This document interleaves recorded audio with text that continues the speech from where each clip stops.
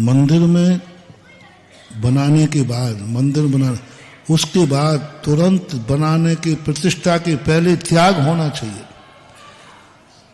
जो लोग अपने मंदिर में वेदी प्रतिमा बनाकर अधिकार रखते हैं उनकी बहुत बर्बादी है। 3 पीढ़ी के बाद उनका अधिकतम, वो तो उसी दिन से शुरू हो जाता है, लेकिन थोड़ा बहुत पुण्य है, 3री पीढ़ी के बाद उनका ऐसा धीरे धीरे ह्रास होता है कि उनके वंश में नाम लेने वाला नहीं बचता। मंदिरों ने अधिकार मूर्ति पे, क्योंकि तुमने मूर्ति दान की है और मूर्ति कह करके अब वो प्रतिष्ठित हो चुकी है, अब तुम्हारा कोई अधिकार नहीं, मंदिर पर कोई अधिकार नहीं। बड़े बड़े सेठ लोग बर्बाद क्यों हुए? मंदिर बनाए और अपने परिवार के कब्जे में रख लिया, अपने परिवार का ट्रस्ट बना दिया। पता चला बड़े बड़े सेठ, हम पूरे भारत में देखते हैं, जिन जिन सेठों ने मंदिर बनाए और अपने परिवार के कब्जों में रखे, परिवार के ट्रस्ट बनाए, वे 2-3 पीढ़ी के बाद धराशायी हो गए। वो हुकूमत नहीं रही, वो वैभव नहीं रहा। मतलब 80-90% लोगों को कह रहा हूं मैं, क्योंकि पूर्वज बना के जाते हैं बच्चों के, वो तो रूप रहते नहीं है, वो तो समर्पण होता नहीं है। इसलिए ये कभी गलती नहीं करना चाहिए।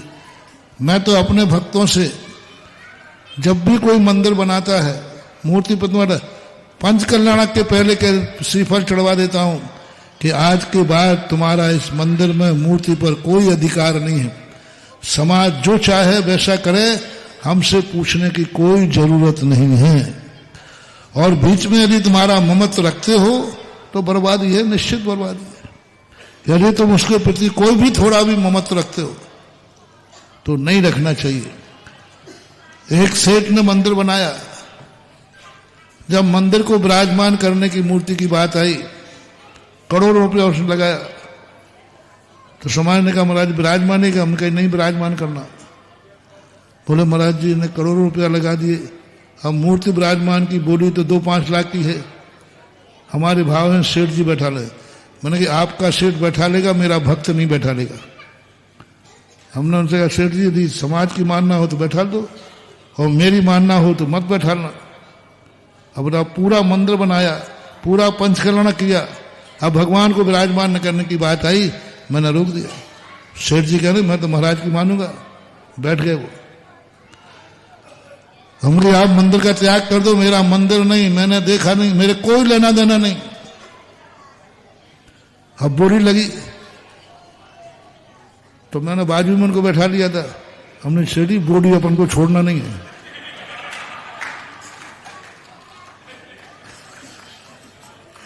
पहले बैठालते तो मालिक बन के बैठालते, और अब बैठा लेंगे तो सेवक बन के बैठा लेंगे। ऐसे ऐसे लोग देखे इनकी आज 7 पीढ़ियों में भी दिन दूने रात चौगने बढ़ रहे हैं, जिन्होंने पूरा मंदिर बनाया। अंत में जीना की एक सीढ़ी रह गई, समाज के सामने झोली फैला दी, भैया हमारे पास जितना धन था मैंने सब मंदिर में लगा दिया, अब एक सीढ़ी बनाना है, ऊपर का कलशारोहण करना है।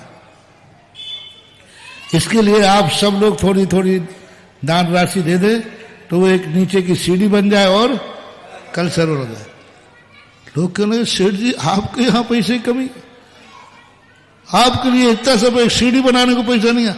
अरे भैया ये सब अपनी अंदर की बातें हैं, अब क्या करें, आप तो दीजिए। सबने दे दिया और सीढ़ी बन गई, कलशारोहण हो गया। जब सम्मान की बात आई कि सेठ जी ने मंदिर बनाया, उन्होंने कहा रुको, first impression is last impression. पहली सीढ़ी समाज की, आखिरी कलशा समाज का, बीच का तो कोई मतलब ही नहीं।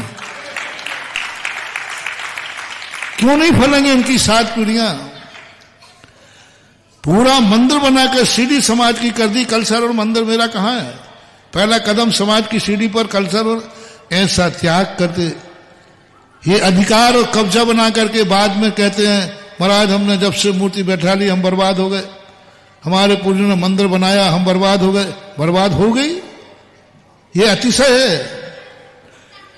मंदिर बनाने वाला, मूर्ति बैठाने वाला यदि अपना अधिकार रखता है तो ये बर्बाद हो गई, ये धर्म का अतिशय है, चमत्कार है। बहुत बड़ा अतिशय है, इसको कम विद्या नहीं मानना, अतिशय है, चमत्कार है। इसलिए सदा मंदिर आदि धर्म कार्यों पे, धर्म आयतनों पर अपना कभी अधिकार नहीं जताना, तुरंत त्याग दो। समाज जाने, समाज के काम जाने, हमारी तरफ से तो बड़ी है, ऐसे ही त्याग देना चाहिए जैसे आप नारियल छोड़ देते हैं। अब इस नारियल को कौन उठाएगा? कोई नहीं, हमने त्याग दिया। दान दी हुई वस्तु का अन्न था, फिर आप तैयार रहिए उसके हस्त्र। जहां जहां मैं सारे भारत में देख रहा हूं, जिन जिन ने वेदियों पर, मूर्तियों पर, मंदिरों पर अपने कब्जे जमाए, उनका हिरास हो जाता है। आगम का वचन है, शास्त्र है, नहीं करना चाहिए। एक शिला विराजमान करने का सौभाग्य प्राप्त कर रहे हैं सुभाष जी जैन, सुमित जी जैन, दिल्ली एनसीआर। कृपया उपलब्ध हो तो आ जाएंगे, शिला विराजमान करेंगे। साथ ही एक असीमकालीन भक्तामर के लिए अपना नाम दे रहे हैं डॉक्टर उर्वी जी, डॉक्टर भुवन जी, संगीता पंकज, सूर्यकांता कांतिलाल जी, डॉक्टर बामिल जी एवं समस्त जैन परिवार सागवाड़ा डूंगरपुर, बहुत धन्यवाद। जिज्ञासा रखें प्रमोद जी मंगलदीप, कोषाध्यक्ष दर्शनोदय कमेटी। और अगली जिज्ञासा अंजू जी शरद जैन, काला पीपल की ओर से। गुरुदेव के चरणों में त्रिवार नमोस्तु नमोस्तु नमोस्तु। गुरुदेव, मुझे शास्त्रों को ज्ञान ज्यादा नहीं है, ना मैंने इष्टोपदेश पढ़े, ना अष्टबाहुर शास्त्र पढ़े। मैं तो गुरुदेव आपके प्रवचन सुनता हूं, और प्रवचन के माध्यम से ही मुझे चारों युगों की वाणी सुनने को मिल जाती है। गुरुदेव, जब मैं आपके प्रवचन सुनता हूं, उन प्रवचनों में